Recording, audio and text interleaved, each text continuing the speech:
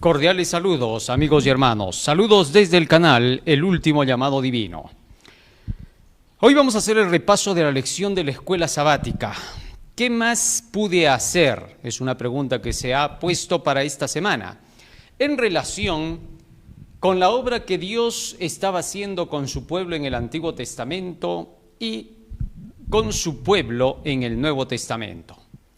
En primer lugar, se presenta esta pregunta en el libro de Isaías y luego se la aplica a la parábola que Jesucristo había presentado a sus apóstoles cuando estuvo con ellos ya en el Nuevo Testamento. ¿Qué cosa significa esa parábola? ¿A qué representa la metáfora que puso Isaías y que Jesús luego pareció repetirla por algunos pequeños detalles de diferencia? ¿Cómo la aplicó Jesucristo en su tiempo y cómo se aplicó en los tiempos de Isaías? Este es el punto central en la lección.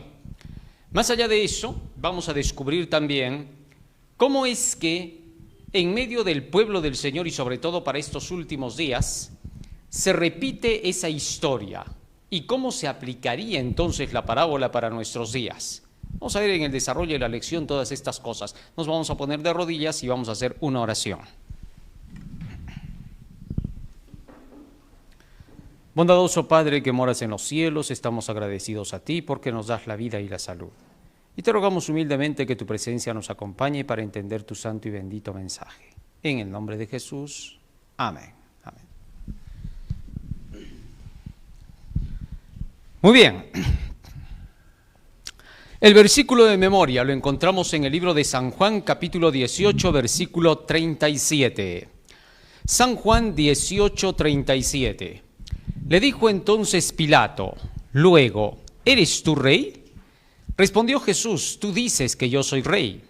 Yo para esto he nacido y para esto he venido al mundo, para dar testimonio de la verdad. Todo aquel que es de la verdad, oye mi voz. Estas palabras fueron dichas por Jesucristo en el momento en que fue llevado al pretorio, allí donde iba a ser juzgado, y finalmente se decretaría su crucifixión. Pero allí también hubo una conversación con Pilato, el representante romano, el gobernante romano, el gobernador de ese tiempo, de la provincia donde estaba Jesucristo. Y entonces ahí Jesús le dio una respuesta a Pilatos ante la pregunta de ¿quién eres tú? ¿Tú eres rey? Le preguntó Pilato, ¿no? Y entonces Jesucristo le dijo, mira, para esto yo he venido al mundo, para esto he nacido, para dar testimonio de la verdad. Y el que cree en esa verdad oirá mi voz. Al decirle a Pilato, he venido para dar testimonio de la verdad, ¿a qué se estaba refiriendo? A que Jesucristo venía a hablar acerca solamente de lo que es la verdad. ¿Y qué cosa es esa verdad? Lo vamos a ver un poco más adelante. ¿A qué se estaba refiriendo Jesucristo y cómo esa respuesta que le dio a Pilato llega hasta nuestros días y debe ser aplicada de la misma forma? Nos dice la lección, hace algunos años fue publicado en la revista Guide un cuento infantil muy perspicaz. La historia se centra en un niño huérfano llamado Denis, quien fue adoptado por una familia en la época medieval. Denis odia apasionadamente al rey de su tierra porque cuando sus padres se enfermaron, los soldados del rey se los llevaron y nunca más volvió a verlos. Mucho después supo que el rey los separó para evitar que las personas sanas padecieran los horrores de la peste negra. La verdad acerca del rey liberó a Denis del odio que había albergado casi toda su vida. El rey había actuado siempre y en todos los casos por amor a su pueblo. La falta del conocimiento de la verdad hace ver las cosas de forma distinta a la realidad. Por eso Dios nos dice, gustad y ved que es bueno Jehová. Salmo 34:8. Por eso no debemos aceptar la verdad porque lo diga una iglesia, ni el gobierno, ni las mayorías, sino por estudiar toda la Biblia por nosotros mismos. Nadie se salvará por estar bautizado en una iglesia, ni aún en la verdadera, ni porque algún pastor favorito les predica, sino por estudiar toda la Biblia por sí mismo. Nadie se salvará por creer en un pastor o comunidad. Cuando Jesús venga, solo reconocerá a los que hayan estudiado por sí mismos la Biblia y la hayan obedecido por sí mismos y de acuerdo a cómo la entendieron. No hay que olvidar que los que predicamos la Biblia, que lo que predicamos es la Biblia para que la gente se deje conducir por ella, ya que esto es dejarse conducir por Jesús. Uno de los puntos claves aquí, en la pequeña historieta que se presenta aquí de Denis, nosotros podemos ver que la falta de conocer la realidad de los acontecimientos que se habían dado hizo que Denis reaccionara negativamente contra el representante de su lugar. De igual manera sucede cuando Jesús llega. Cuando Cristo vino hace 2000 años, la falta de lectura de las Escrituras del Antiguo Testamento hizo que la reacción del pueblo fuese negativa hacia Jesucristo. ¿Por qué? Porque cuando nosotros vemos hacia el mundo sin leer las Escrituras, lo que vemos en el mundo parece ser la realidad.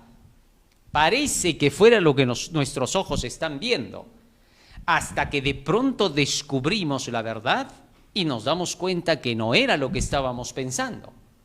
Eso es precisamente lo que estaba ocurriendo y ocurre hasta el día de hoy.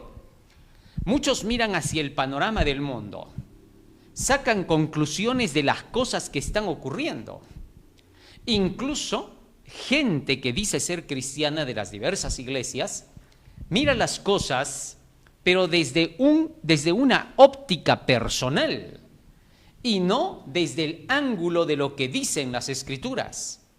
Las Escrituras dicen cosas que no van de acuerdo con nuestra razón ni con nuestro juicio personal, ni aún con nuestro discernimiento individual. Entonces, ¿qué tenemos que hacer? En lugar de confiar en nosotros mismos, deberemos confiar plena y solamente en las Escrituras. Fíjense lo que dice la mensajera del Señor, conflicto inminente, página 81.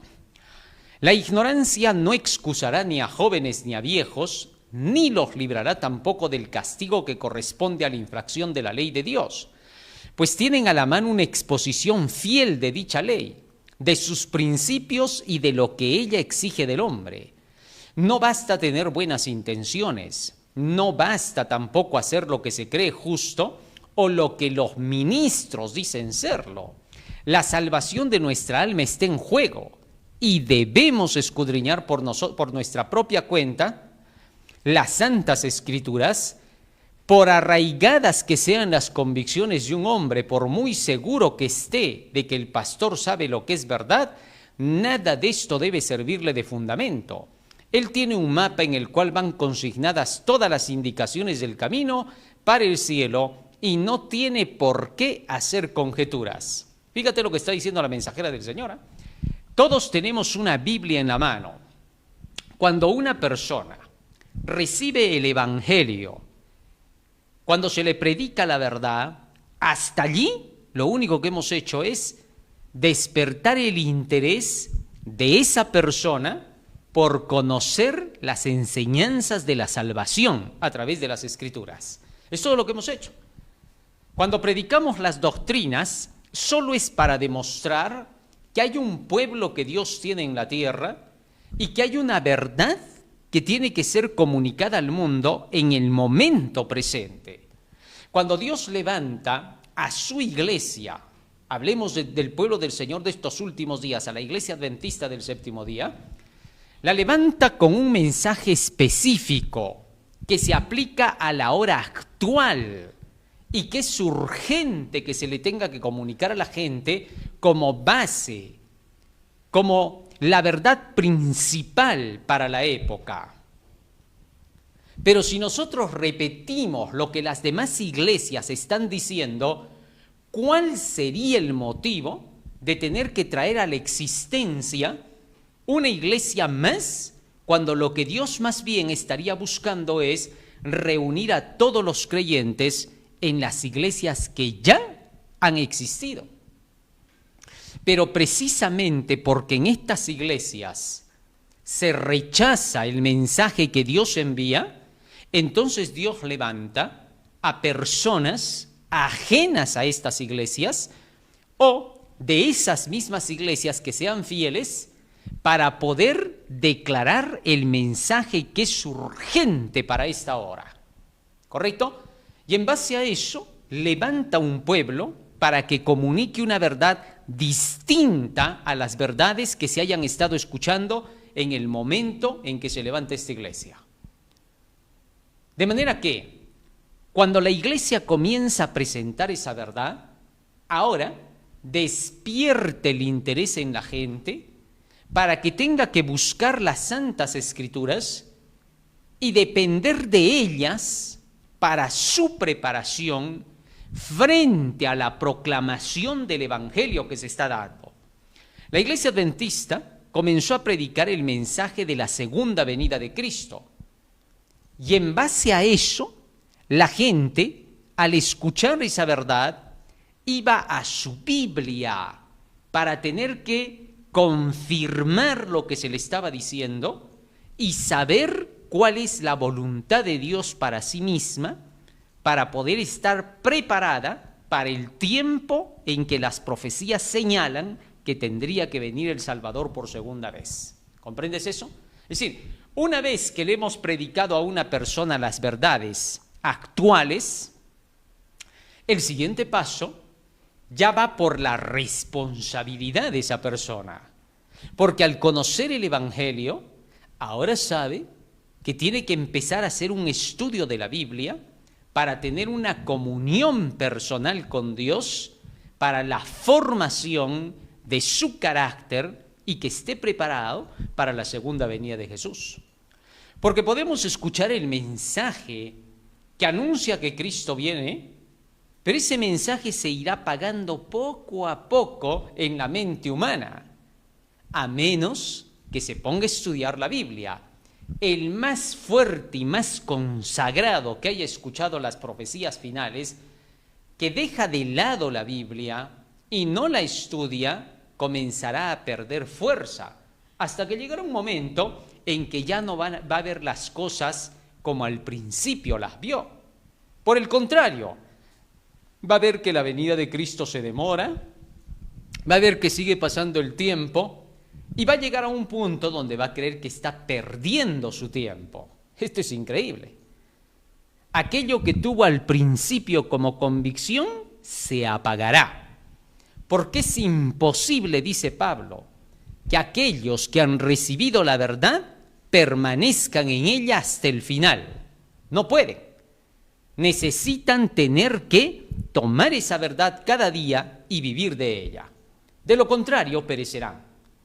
Así, cuando van estudiando esta verdad, cada vez se confirman más en lo que creyeron y cada vez aprenden más de lo que es la vida social del cielo y buscan hacer lo que en el cielo se hace.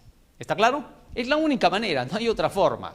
De ahí es por gusto que cualquier individuo permanezca en la verdad. Por eso Elena de White dice, por más seguro que estés de que tu iglesia es la verdadera, que tu pastor te dice la verdad, que tu papá y tu mamá son piadosos, eso no te sirve de base. Tú tienes que hacer tu estudio por ti mismo. La responsabilidad es personal. Y la obra y la responsabilidad en esa obra es personal. Hay miles de personas que dejarían el camino en la primera cosa que pudieran ver una traba solo porque no dependen de las Escrituras por sí mismos o no están confiando en las Escrituras por sí mismos. No basta con creer por un momento la Biblia. Tienes que pensar en que desde el momento que ahora descubriste la verdad y tomaste tu Biblia, ahora todo depende de ti. Lo que ocurre en el camino va a depender de ti. Y tú vas a tener que seguir lo que diga la palabra para cada cosa que necesites en el camino. Pero dejar de lado el camino que estás llevando en relación con la verdad y el pueblo de Dios sería fatal. Domingo 9 de marzo, Cristo el vencedor. Aunque hay un enemigo en acción, al que el propio Cristo se refiere como el usurpador príncipe de este mundo, el verdadero rey del universo es Jesucristo. Jesús salió victorioso y para vencer, Apocalipsis 6, 1 y 2. La victoria de Jesús estaba basada en la fe, primera de Juan 5, 4. Y la fe es por el oír de la palabra de Dios, Romanos 10, 17. Ahora nos pide que venzamos como Él lo hizo, Apocalipsis 3, 21. Porque Él venció por nosotros, dándonos ejemplo para que sigamos sus pisadas. Primera de Pedro 2, 21. Y en Él podemos obtener la victoria incluso en medio de las dificultades y el sufrimiento. De hecho, la obra de Cristo contrarresta al enemigo en todo momento. Muy bien, fíjense ahora en esto. El texto bíblico de Apocalipsis dice que Cristo, representado por el jinete del caballo blanco, salió venciendo y para vencer. Aquí no puede referirse jamás ni al anticristo ni a Satanás. ¿Por qué? Sencillo. En primer lugar, el blanco es pureza y no tiene nada que ver con el diablo. El diablo no es representado nunca con el color blanco. Él siempre es representado con el color negro de las tinieblas o con el color rojo del pecado. Así que no tiene nada que ver por ahí. En segundo lugar, el caballo representa en la Biblia a la iglesia. Y el jinete aquí montado lleva un arco que representa a su palabra. Y cuando se menciona de este dice salió victorioso y para vencer, y ese no es el diablo. El diablo no ha salido victorioso en ningún momento. Desde el inicio de los tiempos él ha salido perdedor, fue echado del cielo. Cuando quiso atacar al pueblo de Dios a través de todos los tiempos, Jesucristo siempre lo derrotó. Y estando en la cruz del Calvario, lo derrotó por completo. Así, Jesucristo salió victorioso porque hay algo que tenía dentro de él. Primera de Juan 5, 4, fíjate lo que dice el texto bíblico. Y eso tenemos que entenderlo bien, porque esto es clave para el cristiano a fin de que pueda alcanzar la victoria también. Porque todo aquel que es nacido de Dios vence al mundo. Y esta es la victoria que ha vencido al mundo, nuestra fe. Es decir, si tú estás lleno de la fe, estás lleno de la victoria. La victoria no es algo que tú logras. La victoria es algo que tienes y que sale a relucir. Y eso que tienes se llama fe. Y la fe es por el oír de la palabra de Dios. Cuando tú te llenas de la palabra de Dios, ya tienes la victoria dentro. Entonces sales a enfrentar al mal victorioso porque ya tienes la victoria dentro. Y ahora para vencer al que venciere, yo le daré que se siente conmigo en mi trono, dice el texto. Entonces ahora con todas las armas que se te ha dado a través de las Escrituras, a través de la fe, a través de la palabra, con esas armas vas a combatir al mal. Jesucristo no se confrontó con el diablo sin estar seguro de tener primero el conocimiento de la palabra. Por eso en las tentaciones podemos ver que Jesucristo contestó a las 3 tentaciones con el escrito de la palabra. Cuando nosotros nos llenemos de la palabra de Dios, nos habremos llenado de la victoria. Ese es un trabajo que tienes que hacer individualmente tú. No lo puedes hacer en grupo, no lo puedes hacer de a 2. Lo tienes que hacer solamente tú, porque el único que te acompaña es el invisible, Cristo, no otro ser humano. ¿Correcto? De tal manera que entonces Cristo sale victorioso y para vencer solo porque estaba lleno de la palabra. Hemos visto que las Escrituras describen al diablo como engañador, dice la lección. El engañador del mundo entero desde el principio. Al negar la palabra de Dios, de sus profecías y la ley, Isaías 39 al 11, el calumniador y acusador de Dios y de su pueblo en el cielo y la tierra llega a ser Satanás. ¿Correcto? Ahora, fíjate. Satanás desde el principio negó la palabra de Dios, hizo de lado la ley de Dios, hizo de lado la verdad de Dios. Y eso lo hace ser un perdedor. ¿Te das cuenta? ¿Por qué? porque no hay dos caminos para llegar a la victoria, solo hay uno. Y el único camino de victoria Satanás lo dejó, lo hizo de lado. Y por esa razón, por haber hecho de lado el único camino, que es el de la victoria, él se llenó del engaño, siguió lo que su mente le decía. Y la mente, por más que haya sido de un ser que salió perfecto de las manos de Dios, era una mente con libre albedrío, lo que significa que podía desviarse con mucha facilidad al dejar la palabra de Dios. De Satanás se dice que era perfecto en todos sus caminos hasta que se llenó de maldad. La perfección en el camino solamente se basa en seguir los mandamientos de Dios, en seguir las enseñanzas de su palabra. Pero cuando tú dejas esos mandamientos de Dios, ahora lo que te guía es tu imperfección. Porque tú comienzas a razonar, imaginas, fantaseas y llegas a un punto donde tú concluyes en que las cosas son así. Eso le pasó a Satanás. Y finalmente se desvió del camino, hizo su propia voluntad y al caer en su propio engaño, ahora sabe cómo engañar al mundo.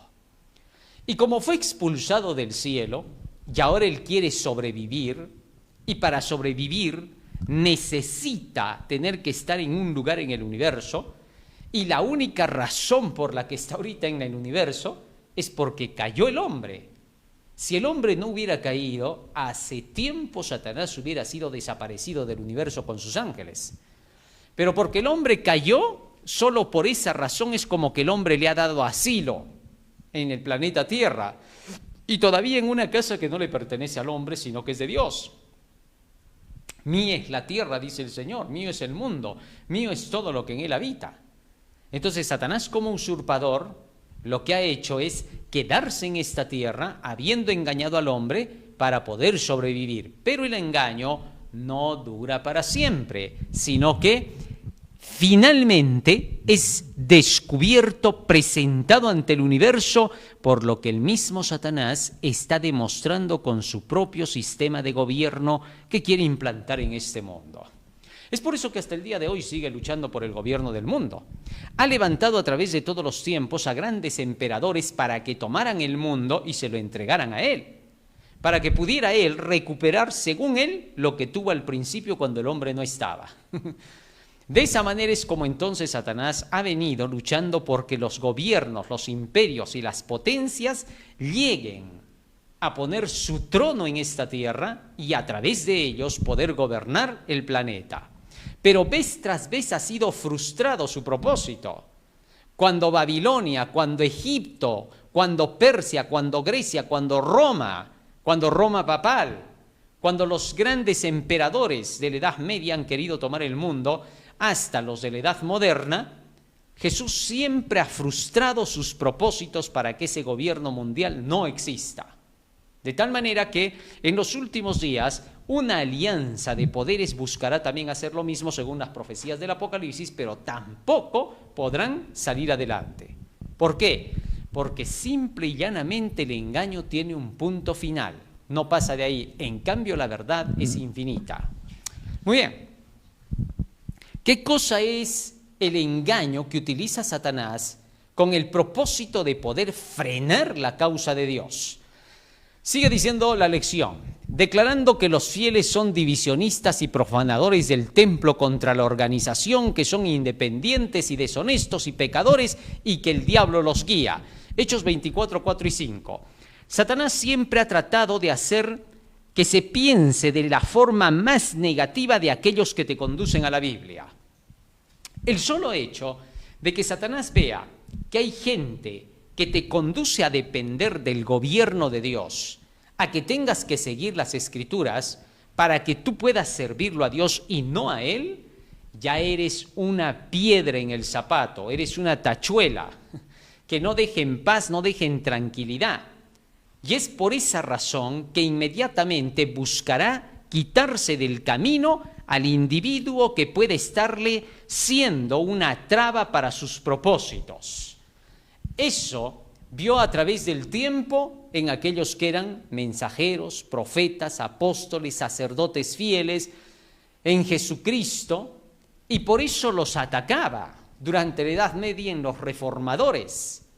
Y en estos últimos tiempos en aquellos que defienden la verdad para este tiempo, la verdad profética, aquella verdad que anuncia el tiempo en que estamos viviendo, los peligros sobre los que estamos y qué cosa tenemos que hacer.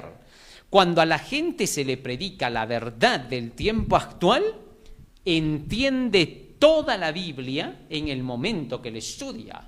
Pero cuando no se le predica la verdad actual, tuerce las Escrituras para su propia perdición. Así de sencillo. Es que hay un punto de partida. Fíjate, cuando Jesús vino hace 2000 años atrás, Jesucristo dio un punto de partida para sus enseñanzas. Declaró: el reino de los cielos se ha acercado, arrepentíos y ahora creed en el Evangelio. Una vez que la gente entendía que el reino de los cielos se había acercado, que ya estaba entre ellos, ahora la persona arrepentida iría a buscar el Evangelio con el propósito de poder conocer qué cosa tiene que hacer al haber descubierto la verdad presente. De igual manera sucede para ahora. La gente conoce la verdad presente y luego tiene que estudiar por sí mismo las Escrituras para poderse ubicar correctamente en el marco de esa verdad presente en relación con lo que dicen todas las Escrituras. Y pronto encontrará la perfecta armonía entre la verdad presente y lo que enseña toda la Biblia. Muy bien. Pero Satanás, cuando ve que hay gente que te está guiando así hacia la palabra, obviamente que no va a querer que tú le escuches. Y va a inventar toda suerte de cosas. Por ejemplo, para poder evitar que una persona pueda tener influencia para tener que predicar y despertar a una iglesia, el primer ataque está fundamentado en tratar de hacer pensar que esa persona no está enseñando de acuerdo con los principios de la iglesia, con las doctrinas de la iglesia. Entonces te van a atacar como que eres un individuo que está fuera del sistema de la iglesia. A eso se llama fuera de la organización. Y entonces, así como se hizo con Jesucristo y los apóstoles, se hará. Pero cuando ya te dicen eso, inmediatamente es el momento cuando tú tienes que ir a estudiar por ti mismo y verificar quién te está diciendo la verdad y quién no. ¿Y cuál es el primer punto que tienes que estudiar? Obviamente, saber las doctrinas de la iglesia para ver si lo que se te está predicando armoniza o no armoniza con la verdad que la iglesia posee. Y una vez que se ve las doctrinas de la iglesia, constatar con la Biblia si las doctrinas están dentro del marco correcto. Si todo es así, entonces el que te está predicando no te está engañando, no te está mintiendo, te está diciendo la verdad. Si después de eso buscas algo más para creer sobre esa verdad, te condenas. Porque no hay más. No hay ninguna prueba aparte de las Escrituras de la verdad que te pueda determinar que algo es la verdad. ¿Entiendes? No hay otra forma. En el ser humano no vas a poder confiar. Porque si tú dices, ya, pero ese ser humano, pues si es un angelito, entonces también por eso yo le creo, ¿no? Y si no es un angelito, así sea la verdad, ya no la crees. No tiene ningún sentido, pues. Esa es la mayor trampa del demonio. Cristo dijo, conoceréis la verdad y la verdad os hará libres. No dijo ninguna otra cosa más. Entonces Satanás trata de atacar para poder desprestigiar a quienes te van a llevar la verdad de tal manera que por esa razón tú dudes. Pero si eres inteligente espiritualmente como Jesús lo era, Satanás quedará como un niño malcriado a tu lado. Quedará humillado y tendrá que salir disparado como cuando lo tentó a Jesús. Jesús en ningún momento se dejó llevar por más allá de lo que era la verdad. Satanás lo quiso llevar por ese lado, hasta lo llevó al pináculo del templo como para decir estás en el lugar sagrado. Así que aquí, por este lugar sagrado en que estás, vas a tener que hacer lo que dice, lo que te voy a decir del escrito está, y manipular el texto, ¿no? Ahí Satanás se puso como un director de iglesia, citando las escrituras desviadamente, como diciendo que Dios es amor y que te lances al abismo, que sus ángeles te van a proteger. Jesucristo rápido lo detectó y le dijo en otras palabras al diablo, mira diablo, te voy a decir una cosa, yo no creo por la institución ni por el líder. ¿Por qué? Porque ya te estoy viendo pues cómo eres. Yo creo por el escrito está. Y le disparó con el escrito está lo que Jesús conocía. Y lo derrumbó como que fuese un papelito quemado. Así de sencillo. Mira, si Satanás te atacara a ti con las mismas tentaciones que a Jesús, presentándose como lo hizo con Jesús, te pasarías la noche entera discutiendo en la primera tentación nada más. En cambio, Jesucristo lo pulverizó con un solo texto. No necesitó mencionar 10 ni 20 textos, ni siquiera 2 o 3. Con un solo texto lo pulverizó en cada tentación. No le dejó opciones. El diablo renegaba y maldecía porque en toda la historia de la humanidad no hubo nadie que con un solo texto lo pulverizara tan rápido. Era demasiado para él. Así que en la tercera, de vergüenza se ha tenido que ir, porque Jesucristo le dijo, vete Satanás, lo botó como a un perro. Tuvo que irse. No le quedó, pudo haber discutido, estaba como diablo, Jesucristo solo estaba como humano. Satanás de un solo golpe pudo destrozarlo a Jesucristo, porque Jesús estaba en condición humana. ¿Entiendes? Pero no se atrevió a tocarlo ni siquiera por un segundo, porque estaba avergonzado frente a todos sus ángeles que estaban atentos. Estos habrán dicho, mira, lo va a vencer a Jesús, por fin vamos a ver a este que tanto nos cae mal, que nos botó del cielo, lo vamos a ver cayendo frente a nuestro líder. Y estaban contentos de saber que lo iban a ganar, porque parecía que lo iban a ganar, lo veían indefenso como una criatura humana. ¿Ah? Y sin embargo, cuando vieron que Jesús lo derrotó con solo escrito está y de uno solo, eso era una vergüenza. Era mejor salir rápido del terreno antes que le hagan preguntas, y si se las habrán hecho todavía, para que tengas una idea. Muy bien, de esa forma entonces te procuran alejar de aquellos que te traen el evangelio o que te pueden guiar hacia la verdad. Y raras veces la gente reacciona positivamente como Jesús, pero la gran mayoría de veces reacciona negativamente, ¿no? Dice, ¿así entonces son las cosas asá? Bueno, pues habrá que irse entonces contigo. Esta gente que no tiene ninguna base, que son, como dice Santiago, como las ondas del mar que van y vienen, ¿eh? Ese tipo de personas no se atreven a preguntar al oponente y enfrentarlo y decirle de frente, ¿y tú tienes la verdad? ¿Y tú conoces el camino? No se atreven. ¿Por qué? Porque ellos mismos temen que el otro conozca y que les responda que sí. Cuando jamás podrá hacerlo. No tiene forma, porque no tiene la verdad. Porque la verdad presente solo es una, no son dos. Y porque esa verdad está más que probada y demostrada por nuestras creencias. ¿Correcto? Es por eso que cuando nos digan estas cosas, que está fuera de la organización, que es divisionista, que son independientes, que son deshonestos y pecadores, cuando te vengan a decir, diles, eso ya lo sabemos, tú eres igual y todos son iguales. Quiero saber nada más qué cosa es la verdad. Eso es todo lo que quiero saber. ¿Por qué? Porque no hay nadie en la tierra que pueda venirme a decir, oye, ¿sabes qué? No creas en el fulano porque es así o porque es asá. Porque en el momento que te lo está diciendo ya está demostrando qué tipo de individuo es.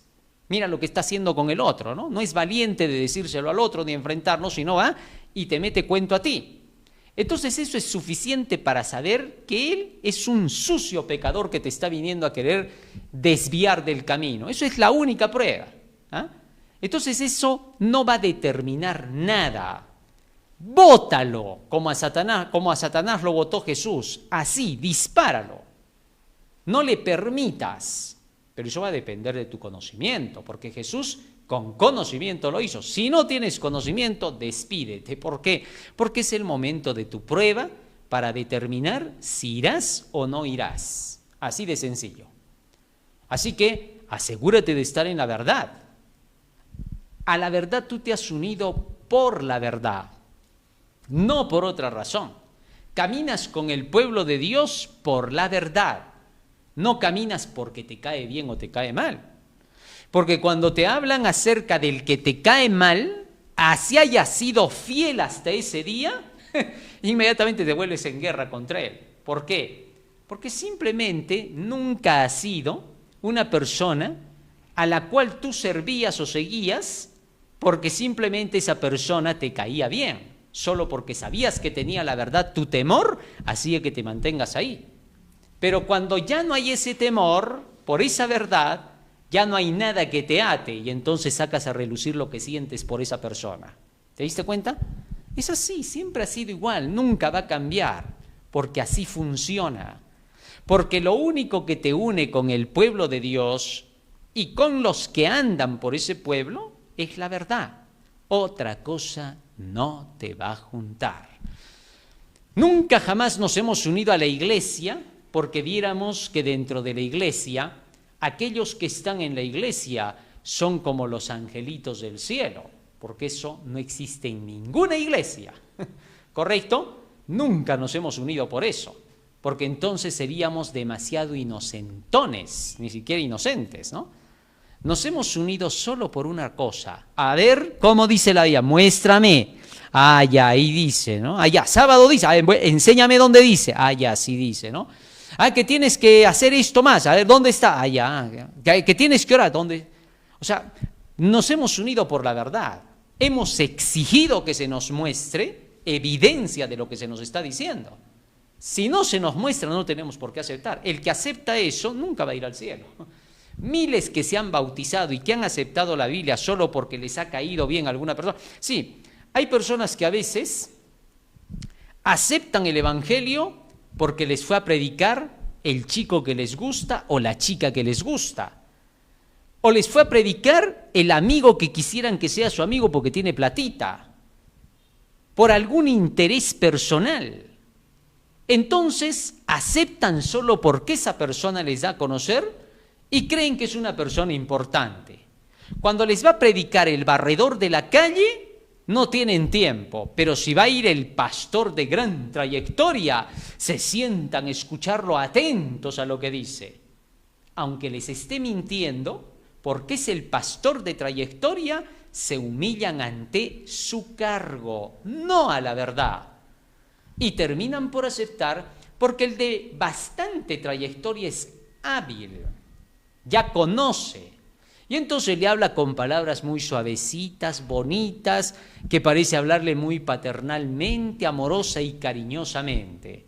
Y las iglesias han aprendido la maña, porque eso no tiene otro nombre, sino maña, de tener que ganar a la gente por esas actitudes, por la diplomacia, por el trato social.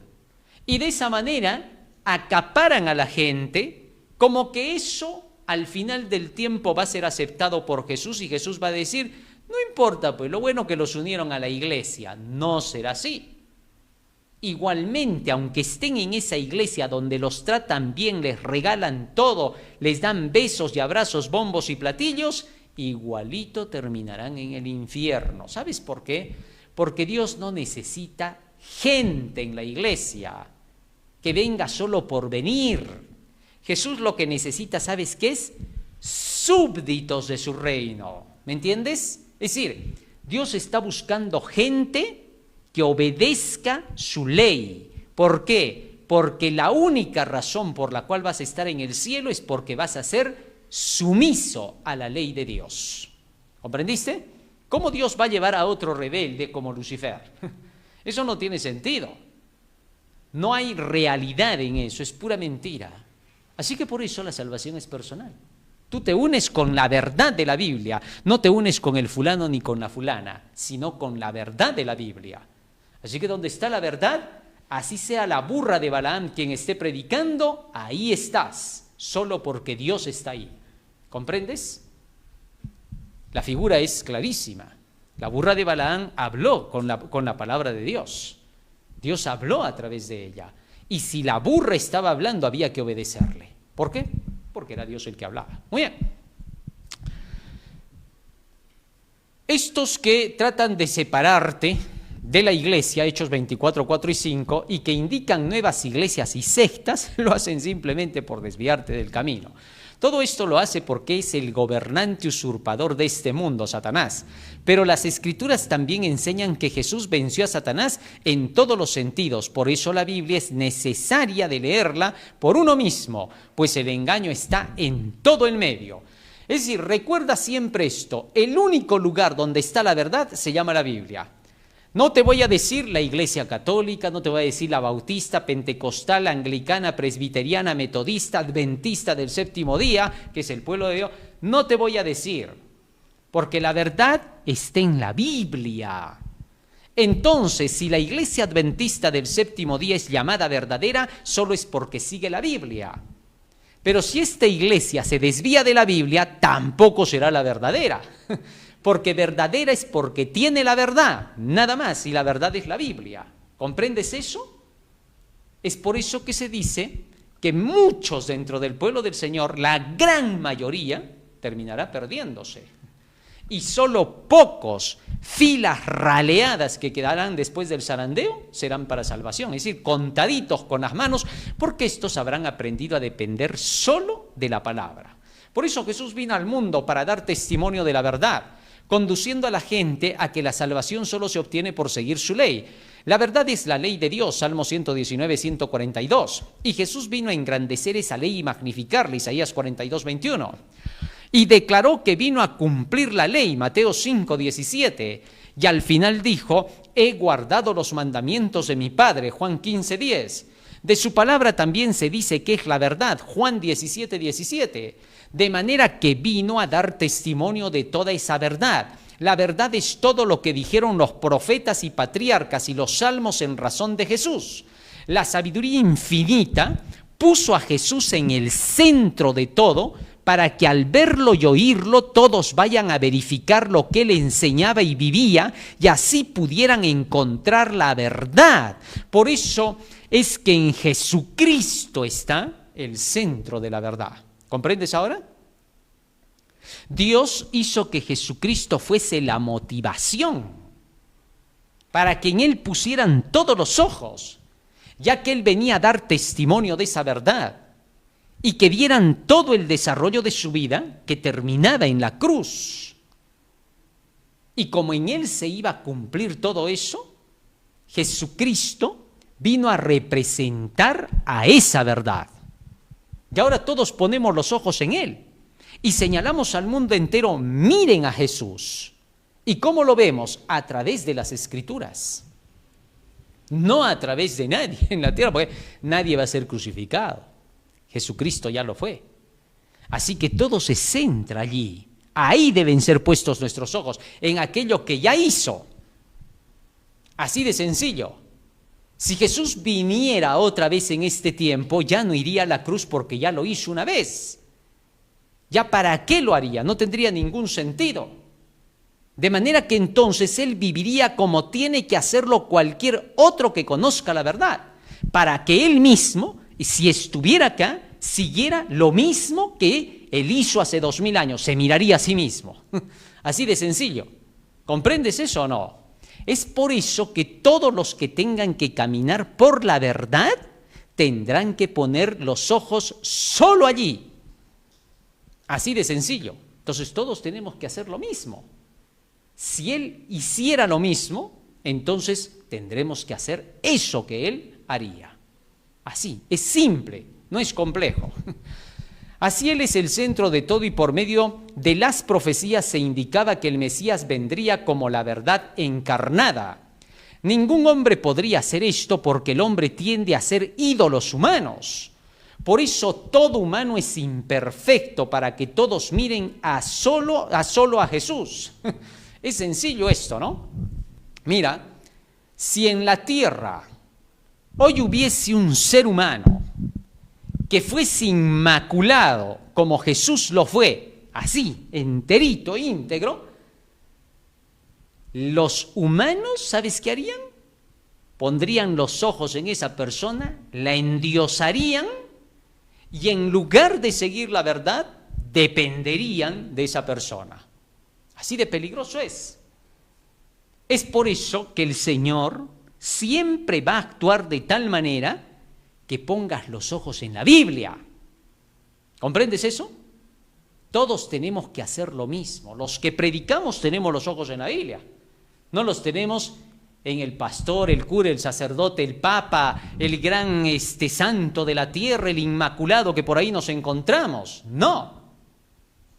Todos ponemos los ojos en Jesús, a través de las Escrituras, en la verdad, en la palabra. ¿Entiendes o no entiendes eso? Así es como tenemos que captar. De lo contrario, terminaremos endiosando a los hombres y siguiendo el camino de ellos en lugar de seguir el camino de la verdad. Y cuando escuchemos a ellos y luego confirmemos con la Biblia y veamos que la Biblia dice otra cosa, nos va a dar pena tener que dejar a la persona. Y vamos a hacer de lado a la palabra de Dios. No, por eso tú tienes que depender de la Biblia. Los que te predican a través del mundo entero solo lo hacen con una finalidad: que veas que lo que te están enseñando lo sacaron de la Biblia. Si no lo sacan de la Biblia, no le creas nada. Así lo veas que regala comida al pobre, viste al desnudo, trata bien a la esposa, a los hijos, es un angelito de Dios inmaculado, sin pecado concebido, entre comillas. Así lo veas así, no le creas. No le creas para nada, porque si nosotros o un ángel del cielo, dijo Pablo, viene con otro evangelio, que sea maldito. Ojalá podamos captar eso. Eso es clave para la salvación. Así todos debieron buscar la verdad para compararla con Jesús, ya que no hay hombre en la tierra que pueda ser el ejemplo para esto. Todos ahora individualmente buscamos y seguimos esa verdad mientras ésta nos va así perfeccionando. Toda esta verdad nos es dada en forma de profecías, símbolos y figuras y tiempos cronológicos, y de todo eso vino a dar testimonio Jesús, San Juan 5:39. Y todos los que habían estudiado y oído la verdad alguna vez, lo reconocerían y aceptarían la verdad que los salva al reconocer el sacrificio de Jesús como verdadero. Todos los que habían estudiado la verdad de la Biblia, al escuchar a Jesús, se daban cuenta de que Jesús tenía la razón. Sí, y no solamente que Jesús tenía la razón, sino que también leyeron que cuando el Mesías viniera, tendría que dar su vida en rescate por todos. Y cuando vieron que eso más se cumplió, supieron quién era Él. Y de esa manera, teniendo el ejemplo de Jesucristo, de haber creído en la verdad Jesucristo, y haber seguido esa verdad, y haber cumplido su misión, todos ahora harían lo mismo, seguir la misma verdad. ¿Comprendes? Para eso es que Jesucristo vino acá, para modelar el camino de la verdad. No tuvo otra razón su venida, ¿correcto? Modelar, hacer que se cumpliera todas las promesas para la salvación del hombre. La cruz por eso fue el centro de todo, porque eso es lo único que testificaría con claridad que todo lo que Jesucristo vino a enseñar y vino a decir era verdad. Ya no se podía dudar. Eso no pasó con ningún otro hombre, ni con cualquier otro llamado maestro espiritual. Solo pasó con Él, para que se cumpliera toda la escritura del plan de la redención. Muy bien. En las profecías se dice que el Mesías vendría para dar su vida en rescate de la humanidad. Todo lo que la profecía decía era para testificar que Jesús era el Cristo, y los que estudiaran esa profecía, que es la verdad, reconocerían a Jesús como el Cristo. No por su persona, ni sus milagros, sino porque la palabra testificaba de Él. Es todo. No hay otra cosa. ¿Comprendes eso? ¿por qué se cree en aquellos pioneros adventistas? No porque hayan sido inmaculados, porque todos ellos tuvieron errores. No. Es más, este tal Canroy, que era un pastor del pueblo de Dios, se apartó del camino y escribió un libro de todos los pecados y errores de los pioneros adventistas. Suficiente sería para no creerles. Pero la segunda pregunta sería esta, porque esto lo sacan hasta los jesuitas para atacar a los adventistas, ¿no? La siguiente pregunta sería esta, ¿no? Muy bien, han sacado los errores de nuestros pioneros. Muy bien, han sido seres humanos, jamás lo vamos a negar porque ningún ser humano es perfecto. Pero, aparte de ellos, si ellos estuvieron mal con esos errores, ¿dónde están los buenitos entonces? No hay, pues si nos vamos a la iglesia católica no vamos a encontrar ningún buenito. Si nos vamos a las iglesias protestantes, mucho menos. Y si nos vamos a la iglesia misma de ahora adventista, de muchos que rechazan la verdad, tampoco los encontramos. Entonces, ¿quiénes serían los dignos de seguir? Hay hombre en la tierra que sea digno de seguir, por favor. Ninguno, ni los reformadores, ni los mismos apóstoles, porque ellos seguían solo a uno, a Cristo. ¿Me entiendes ahora? ¿Qué cosa quiero decir con eso? Que si creemos nosotros, creemos por la verdad. Cuando alguien me viene a predicar, yo le digo, a ver, muéstrame lo que me estás diciendo, a ver si la iglesia que tú predicas es la verdad. Muy bien, texto, cita, doctrina, así dice acá, muy bien, ya está, suficiente, me bautizo en la iglesia. Pero no le voy a preguntar en ese momento, oye, ¿y tú ya no mientes? ¿Tú ya no pecas? Y el otro me va a decir, no, yo también pues estoy en el camino, me estoy perfeccionando, me falta mucho. Ya, ¿sabes qué? Cuando ya termines, me llamas, ¿ya? Y ahí me bautizo. No le voy a decir eso, porque entonces yo sería un descabezado. No tendría entonces cerebro, sería peor que las mascotas. ¿Me entiendes? Entonces en ese momento yo no me decido por ese que me enseñó, me decido por la verdad que yo confirmé. Porque al final del tiempo Cristo no me va a decir, ¿le creíste a Él? Ya te vas al cielo, hijito. No, me va a decir, ¿seguiste lo que yo te enseñé? Porque la verdad es lo único que te salva, hijito. Así es, Señor, seguí toda tu palabra. Ya, muy bien, al cielo entonces. ¿Me dejo entender o no? Ese es el único camino. Por eso Jesucristo vino a presentarse como el centro de esa creencia y a mostrar que porque Él cumplía lo que decían las Escrituras, por eso Él era el testificado de la palabra de Dios. Y todos los que escuchaban lo que Jesús decía, del testimonio que daba de la verdad, porque habían estudiado la palabra, eran de la verdad y lo escuchaban a Él. Por eso a Pilato le dijo, y todo aquel que es de la verdad, oye mi voz. Pero si tú no eres de la verdad, ni siquiera lees la Biblia, ¿quién lo vas a reconocer pues a Cristo? Nunca. Hay personas que dicen, si yo viera a Jesús solo un minutito, nada más, sería suficiente para yo poder estar seguro de cuál es el camino. ¿Así? Y si ese que ves no es Jesús sino el diablo, ¿cómo vas a saber? ¿Qué te va a dar a ti seguridad de que es Jesús el que se te presentó? A ver, dime. Escuchaba por ahí el testimonio de un individuo que decía que antes era de la iglesia de Satanás. Y dice, y Jesucristo se me presentó y me llenó de tanto amor que por eso ahora me volví cristiano. ¿Y qué tal era el diablo? Solamente que en otra forma para seguir con él.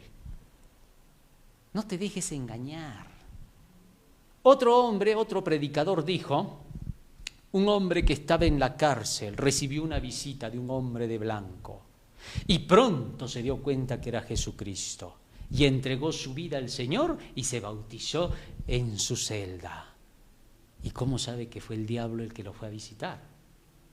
¿Qué prueba tiene de que era Jesús? ¿Cómo puede decir que es Jesús solo porque lo vio de blanco? Eso no es ninguna prueba, por favor. La prueba para que sepas que es Jesús solo es una. El escrito está de la palabra. Si la palabra testifica de lo que te dijo esa persona, entonces esa fue Jesús. Ahora te voy a decir algo. Cristo dijo, el que a vosotros recibe, a mí me recibe. El que recibe vuestra palabra, me está recibiendo a mí.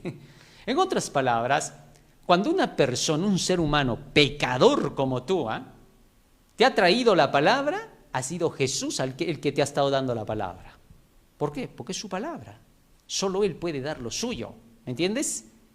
Entonces tú nunca vas a poder esperar a que se te presente el Jesús del cielo. No lo va a hacer, porque Él está en el santuario y Él ha dicho que solo lo van a ver cuando aparezca como el relámpago que sale del oriente y se muestra hasta el occidente.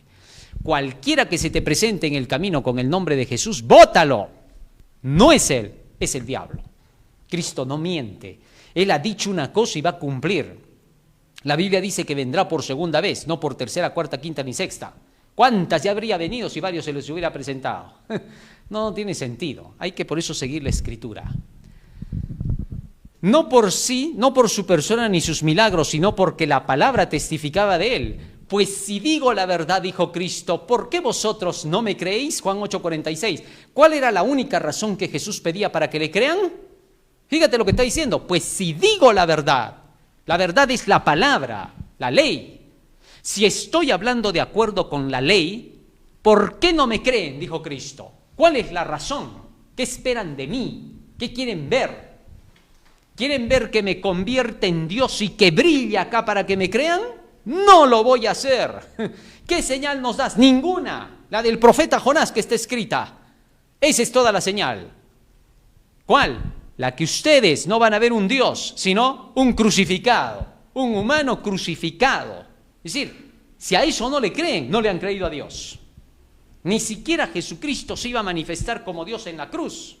Se iba a dejar matar como un ser humano común y corriente, como un pecador y malhechor. ¿Ah? Así de sencillo. Si querían creerle, le iban a creer solo por eso, por el testimonio de las Escrituras. No hay más. La compasión de Dios no llega hasta el punto de decir, ya si no puedes creer en la Biblia, no importa, y hasta cree nomás y punto. No va a llegar a eso. No hay ningún escrito que lo apoye. Más aún, así por medio de la cruz Jesús demostró de manera suprema la justicia y el amor perfectos de Dios al cumplirse sus profecías y promesas de enviar la salvación por medio de su Hijo en sacrificio, refutando así las calumnias del diablo que decían que Dios nunca se humillaría para cumplir su propia ley. Apocalipsis 12, 10 y 11. Jesús finalmente destruiría el reino del diablo con la espada que sale de su boca, 2 de Tesalonicenses 2:8, que es su palabra, Hebreos 4:12. ¿Quién sabe que le queda poco tiempo el diablo? Y que Jesús reinará por los siglos de los siglos. En las profecías se muestra que Satanás finalmente perderá, lo que significa que en última instancia e independientemente de lo que haga, Satanás ya es un enemigo derrotado. Así de fácil, ¿no? Cuando tú lees la Biblia, tú ves en toda la Biblia que Satanás ya es un enemigo que está derrotado, que ya perdió la gracia, que no tiene ninguna segunda oportunidad y que finalmente las Escrituras dicen que perderá la batalla, tendrá que ser atado, encadenado en el pozo del abismo y luego será sacado a sentencia para ser quemado. O sea, la Biblia ya es un libro que está diseñado con la verdad que no cambiará. Ya Dios vivió esa vida, ya lo ha visto todo hasta el final. Eso no va a cambiar, nada lo va a cambiar. En ese escenario estamos puestos nosotros para tomar las decisiones al ver esa película. ¿Comprendes? O sea, lo que está pasando en el mundo es una película que ya está hecha, donde ya todo está delineado. Es decir, entre las fuerzas poderosas del bien y del mal, nada cambiará. Ya está diseñado todo. Todo lo que tenemos que hacer es sentarnos a mirar el escenario y decir, ya, me pongo de este lado. ¿Más fácil puede ser? No es complicado. Por eso Dios solo quiere que escuches todo eso, que conozcas y que luego tomes tus decisiones. Porque después nada ya va a cambiar. Por eso Satanás ya es un enemigo vencido. Tú lees en la Biblia y Satanás está perdido. Ya no tiene esperanza. Finalmente será destruido. No va a prevalecer, no va a ganar. Todo eso que ves que parece que en el mundo estuviera prosperando, que millones se le están uniendo a él, eso no es ninguna prueba de que va a ganar, porque eso está escrito que iba a pasar. Él ya está presentado como perdido. ¿Entiendes? Todo su destino ya está delineado. ¿Por qué? Porque él ya no tiene más esperanza. Él no puede decir, ¿por qué me han predestinado? No puede decir, porque hace tiempo que ya él debió de haber sido destruido. ¿Me entiendes? Lo único que tiene a su favor es que tú te vayas a poner de su lado. Es todo lo que tiene a su favor. Después no tiene nada. Así entonces Jesucristo ya lo derrotó. Con el sacrificio de Cristo en la cruz no hay más opciones. El sacrificio de Cristo era todo lo que debía cumplirse para que todas estas profecías tuviesen su cumplimiento, y así fue. Y quedaron establecidas como la verdad que salva, 2 de Timoteo 3:15. Ahora podemos creer firmemente en estas predicciones de Dios que se cumplirán. En vista de ello, la clave para nosotros consiste en reclamar cada día, cada momento, la victoria lograda por Cristo en nuestro favor y las promesas que la cruz nos ha ofrecido. Al ponernos de este lado, estamos seguros de qué lado del conflicto nos encontramos. ¿Ves? Es solo mirar la película, es todo. Así de sencillo, pudiera haber una película de toda la Biblia tal como está en la Biblia y ayudaría en mucho, pero nadie la ha sacado. Lunes 10 de marzo, el que es justo y justifica. La obra de Cristo deshace en todo momento la del diablo. Según 1 de Juan 3:8, Jesús salió victorioso al cumplirse en él todas las profecías que demostraron que él es el Mesías prometido, Dios con nosotros. Ahora con esta victoria sale para vencer a sus enemigos, Apocalipsis 6:1 y 2, y nosotros debemos de caminar con él a través del estudio de estas profecías del Apocalipsis, donde se mostrará la victoria de Jesús sobre sus enemigos, que son el dragón, la bestia y su imagen, y los poderes políticos y magnates que se habrán rebelado contra la ley de Dios. Todo eso se nos muestra en el Apocalipsis a esta última iglesia para que todos tengan la victoria dentro. ¿Por qué? Porque cuando tú lees acerca de estos poderes, todo lo que van a hacer, por más que se van a esforzar por tomar el mundo, dominar y desaparecer incluso al pueblo de Dios, igualito el libro sigue diciendo, van a perder. Es decir, ya está hecho todo, ya está determinado. De tal forma que solo tienes que elegir de qué lado te vas a poner. Los humanos somos los que tenemos que elegir aquí, porque el escenario no va a cambiar, el escenario ya está delineado por la profecía, ya es el camino, pues, ¿entiende? O sea, no va a desviarse. La tienda que esté en la esquina, ahí va a estar. El mercado que está a 3 cuadras, ahí va a estar. La plaza que está a 5 cuadras, ahí va a estar. Eres tú el que tiene que decidir qué va a hacer al pasar por ahí. ¿Me entiendes? Al igual que los discípulos debemos seguirle por donde quiera que vaya. Ellos le siguieron cuando estuvo en persona aquí. Nosotros le seguimos por la fe en su obra presentada por el Apocalipsis. Esto es interesante. A Jesús le siguieron los discípulos en persona. Jesús estaba cumpliendo la primera parte del Evangelio, su verdad presente, y caminaba con ellos para poderles enseñar que en él se cumplirían esas 4 primeras fiestas, porque las 4 primeras fiestas son para el cumplimiento de Jesús humano, y las últimas 3 fiestas del Jesús que está ahora en el cielo para poder venir por segunda vez. Entonces, nosotros, como no tenemos a Jesús en persona física de carne y hueso, sino por el Espíritu, le seguimos al Espíritu. Y al Espíritu se le sigue en la palabra, porque las palabras que yo os he hablado, dijo Cristo, son espíritu y son vida. ¿Entiendes? Así caminamos con Él. ¿Cuántos quisieran caminar con Jesús? Dicen, ay, ¿cómo volvieran hace 2000 años atrás para yo caminar con Jesús, verlo cómo hacía sus milagros? Y qué lindo sería, ¿no? Pero no lo harían. ¿Por qué? Porque si no lo hacen ahora que tienen la Biblia. Es que dicen, no, pero es que no es lo mismo, en ese tiempo estuvo en físico. No, pues, pero las profecías dicen que vendría en físico hace 2000 años, pero que ahora estaría en el santuario y que tú le tienes que seguir como lo hicieron los discípulos, pero esta vez Jesús te pide, te dice, hijito, quiero que me sigas ahora con la lectura. Eso es todo. Y cuando le sigues con la lectura, es como que estás caminando con Él. Es que Él tiene que hacer una labor allá. Hace 2000 años tenía que hacer una labor acá. Eso es todo lo que diferencia. Después todo sigue igual. Muy bien. Nosotros le seguimos por la fe en su obra presentada por el Apocalipsis. Los que lo sigan así estarán en el monte de Sión, Apocalipsis 14:1. Así que ponte a leer tu Biblia, el Apocalipsis, entiéndelo, tachónate de toda la verdad del Apocalipsis, ahí, céntrate Si quieres hacer ayuno, no importa, ayuna, pero con Apocalipsis. No ayunes para leer los salmos, por favor. Aunque sería bueno que lo hagas, pero no es el momento. Ayuna por Apocalipsis, porque es la verdad para este tiempo. Los que hagan eso están acompañándose con Jesús. Todos los que decidan seguirle encontrarán en Jesús al que es justo y justifica a los que guardan los mandamientos de Dios por la fe en Él. Apocalipsis 14:12. Romanos 2:13. Verán que el pago de nuestra deuda, verán que Él es el pago de nuestra deuda. Ahora podemos servirle en obediencia, libremente, sin ser acusados por Satanás y alcanzar la santidad sin la cual nadie podrá ver al Señor. Hebreos 12:14. Por medio de su palabra, Juan 17:17. Fíjate, ¿cuál es el nivel que tenemos que alcanzar para ver a Dios? ¿Ah? ¿Qué dice el texto? Sin santidad, ¿qué más dice?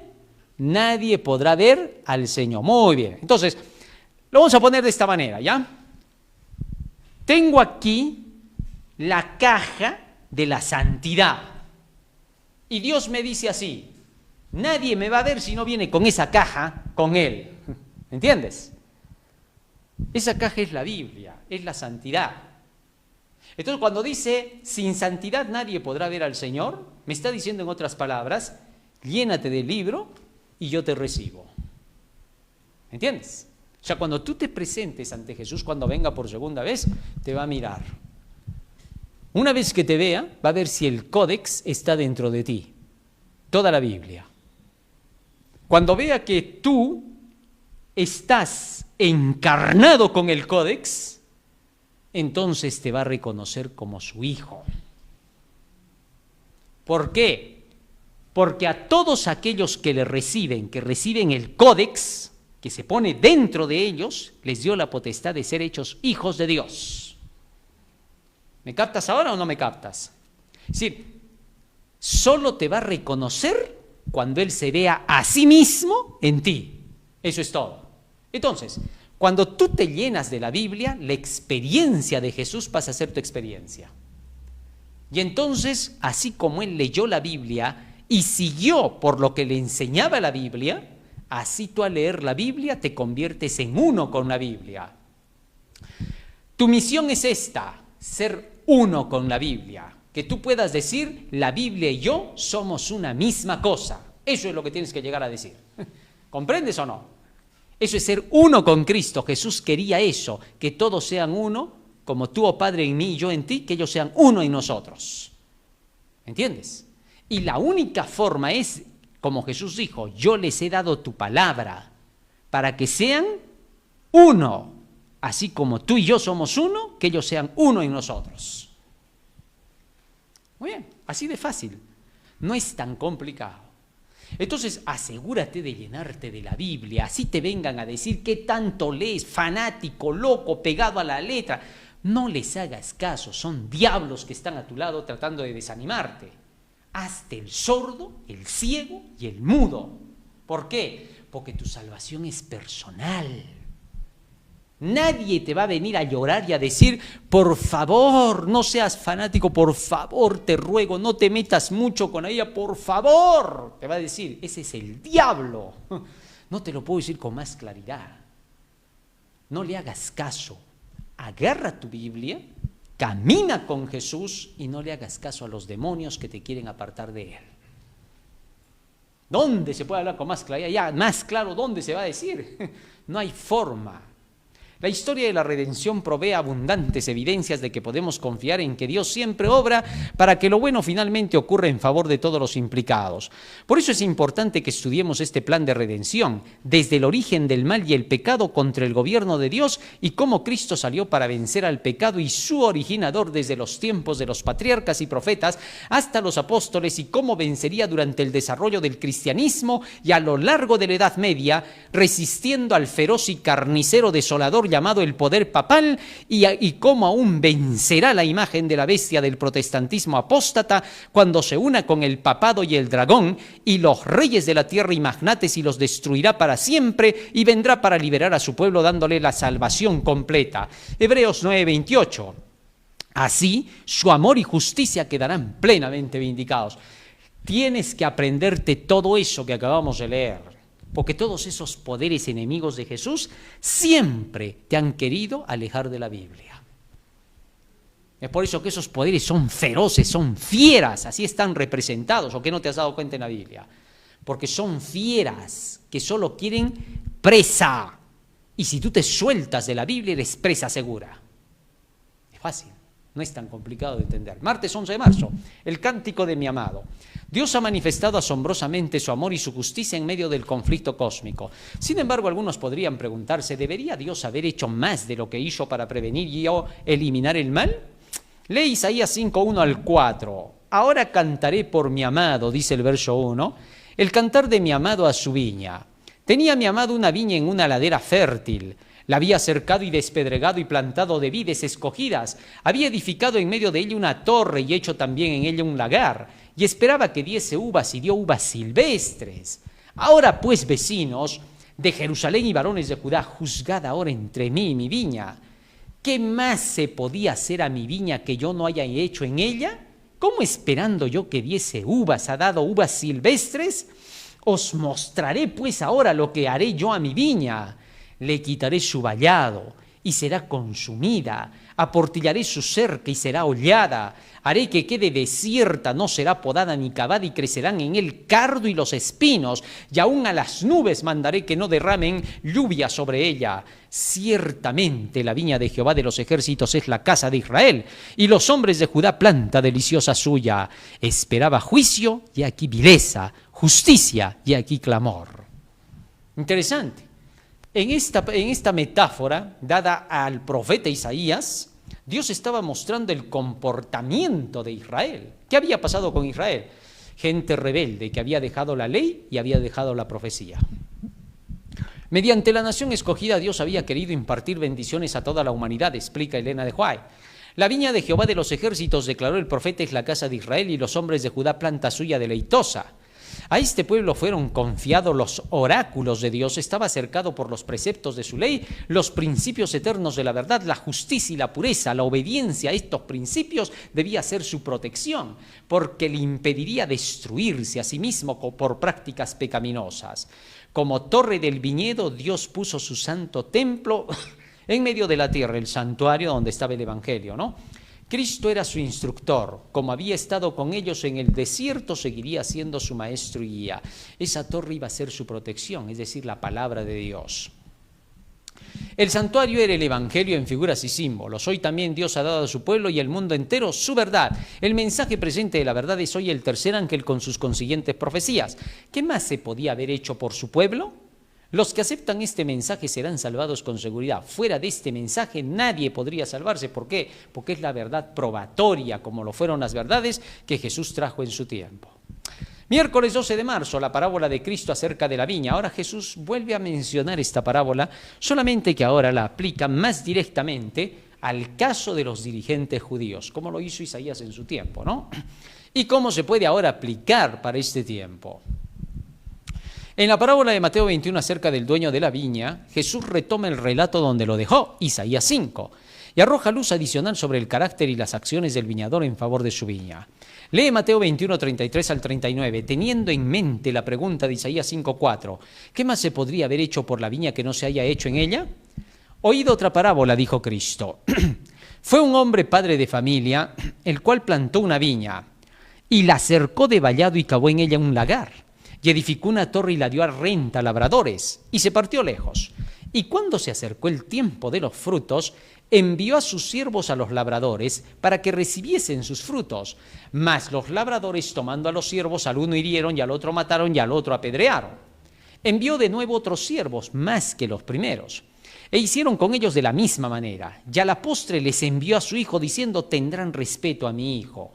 Mas los labradores, viendo al hijo, dijeron entre sí, este es el heredero, venid, matémosle, tomemos su heredad. Y tomándole echaron fuera de la viña y le mataron. Pues cuando viniera el señor de la viña, ¿qué hará a aquellos labradores? Jesús se dirigió a todos los presentes, dice el espíritu de profecía. Pero los sacerdotes y gobernantes respondieron, a los malos destruirá miserablemente. Se adelantaron a responder ellos mismos, ¿no?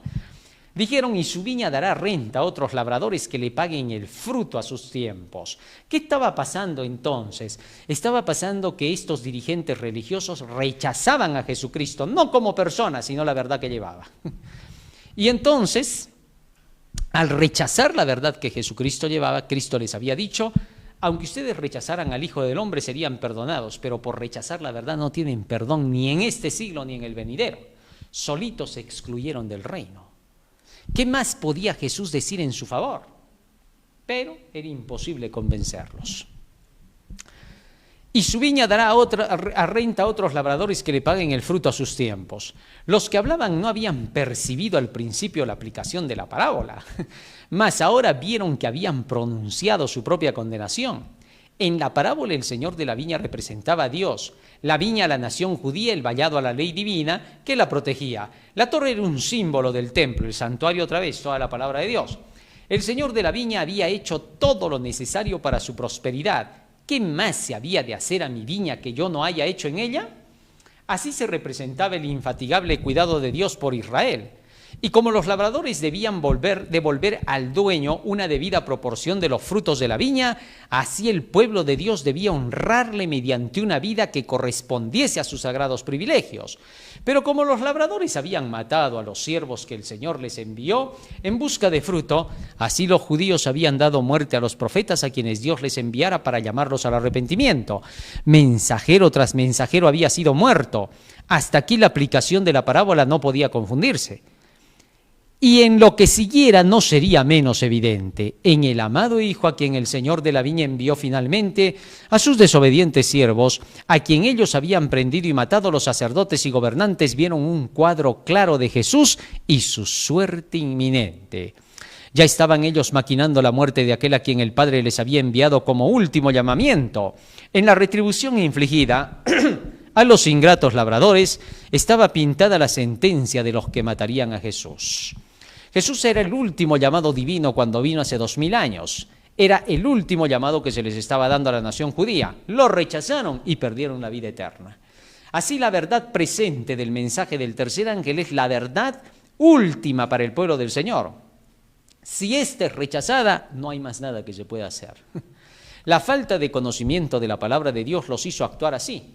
Prefirieron seguir las tradiciones e interpretaciones de sus líderes espirituales y de los padres. No escudriñaron y otros a propósito torcieron la verdad por sus intereses. De lo contrario no hubieran crucificado al Cristo de la gloria, dice Pablo. Malinterpretaron la verdad. El peligro es no reconocer a los mensajeros de Dios y terminar por maltratarlos y aún así creer que ellos son los buenos. Terrible. Jueves 13 de marzo, la vindicación del nombre de Dios. En última instancia, el nombre de Dios resulta plenamente vindicado. En Romanos 13 e Isaías 5 vemos que Dios invita, dice la lección, en un sentido limitado a sus criaturas a juzgar su carácter, aunque no tengamos derecho ni estemos en posición de hacerlo. Pero Dios invita a hacerlo porque es la única forma de producirnos fe en Él. Romanos 3, 4. Así que Dios nos llama a que tengamos que verlo a juicio, ¿no? Dice, vamos a justificarlo al Señor para que salgas vencedor cuando fueres juzgado, dice en Salmo 51. Así que entonces, sí hay un momento donde se vindica el nombre de Dios. Pero para que se vindique el nombre de Dios, tienes que leer pues la Biblia. ¿Por qué? Porque no vas a juzgar a Dios sin saber ni siquiera su carácter. ¿Quién serías tú? No tiene sentido. Se hace juicio con la misma palabra de Dios. Es decir, es un juicio de confirmación en Dios. Así de sencillo. Donde tú dices, en efecto, Dios tiene la razón. Dios es justo. A lo largo de las Escrituras, Dios muestra preocupación por su nombre. ¿Por qué? No puedes tener una relación de amor profundo con alguien cuyo carácter detestas o en quien no confías. Si alguien dijera a tu cónyuge o a tu futuro cónyuge horribles mentiras acerca de tu carácter, harías lo que fuera necesario para contrarrestar tales afirmaciones, pues si son creídas pondrían fin a tu relación de amor. El carácter de Dios se manifiesta en su palabra a través de las profecías. Dios es manifestado claramente como un Dios de amor en favor de su pueblo frente a sus enemigos. Cuando los enemigos acechan contra su pueblo, el amor de Dios se manifiesta en protegerlos mientras destruye a los impíos. Muchos tratan de querer incluir a los impíos en ese amor al cual rechazan, pero el amor de Dios será vindicado cuando finalmente los que estudian las profecías, sobre todo Apocalipsis, vean que Dios llevó a cabo todos sus planes para salvar a su pueblo. Esto es interesante, ¿no? La vindicación del carácter de Dios se va a manifestar cuando Él deje en claro quién le sirve y quién no le sirve. Dios, para que muestre su amor, no lo va a mostrar por aquellos que buscaron la impiedad. Cuidado que te equivoques. En la antigüedad los enemigos, los impíos eran exterminados y el amor de Dios protegía a los que Él había prometido que les protegería. Ese es el amor de Dios. Pero si lo vemos del otro lado, los enemigos van a decir que Dios es un Dios perverso, destructor y justiciero. Es obvio. Fíjate, si tú fueras un filisteo, si tú fueras un cananeo, si tú fueras un egipcio, ¿qué dirías en el contexto bíblico? ¿Qué dirías de Dios? ¿Que Dios es amor? ¿Ah? Jamás. Como filisteo, ¿sabes qué vas a decir? Ese Jehová, su Dios, ese perverso nos ha matado, nos ha destruido nuestra nación. Es lógico. ¿Por qué? Porque lo vas a ver como el enemigo. ¿Me entiendes? Así que entonces, no es correcto pensar que en el momento que Dios actuaba para tener que defender a su pueblo, su amor haya tenido que evitar que los impíos sean destruidos. No pudo ser, porque los impíos se habían puesto del lado del diablo y en el momento de la destrucción ellos salían para arremeter contra Dios y su pueblo y salían pulverizados, porque no había otra forma. La rebelión de Satanás estaba en ellos. ¿Ahora comprendes? Entonces, en la vindicación del carácter de Dios para estos últimos días, no te vas a equivocar. Cuando Dios actúe, va a actuar de tal manera que va a tratar a los impíos al doble según sus obras. Si ellos hicieron un daño, será el doble el pago que se le dará a Babilonia final. Entonces podrías confundirte. Tienen que ser llamados a la atención, tratados en la forma en que esté escrito, no porque los demás, del pueblo de Dios sean malos y quieran ver eso, sino porque ese es el resultado de las acciones. ¿Te das cuenta? No se puede evitar.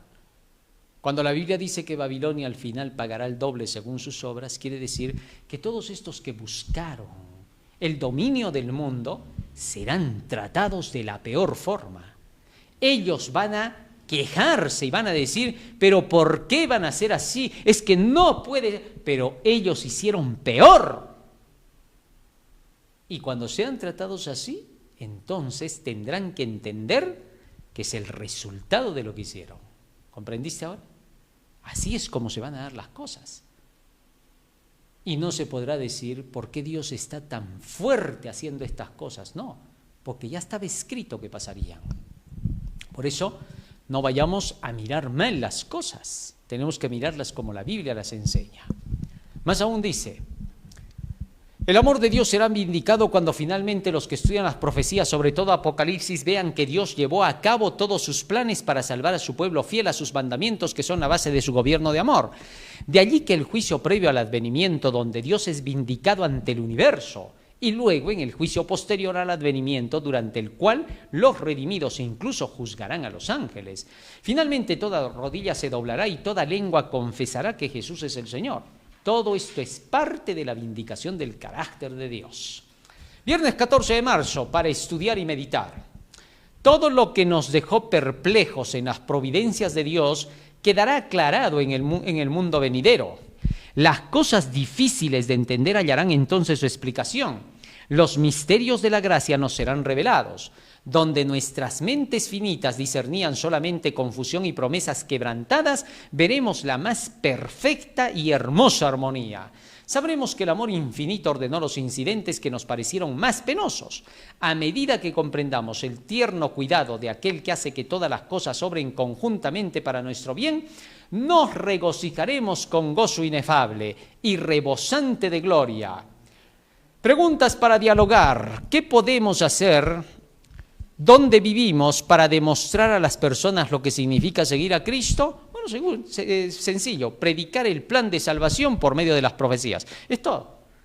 O sea, solo a la gente tenemos que contarle de qué se trata el plan de la salvación. Y cuando le cuentes cómo se origina el mal y cómo Cristo sale al frente para combatir ese mal y cómo finalmente derrotará a sus enemigos que se levantarán para estos últimos días, la persona comprenderá eso y declarará: ¿qué tengo que hacer para estar del lado de Cristo, para ser salvo? Estar del lado de Cristo es estar salvo. Entonces, ¿qué tengo que hacer para estar del lado de Él?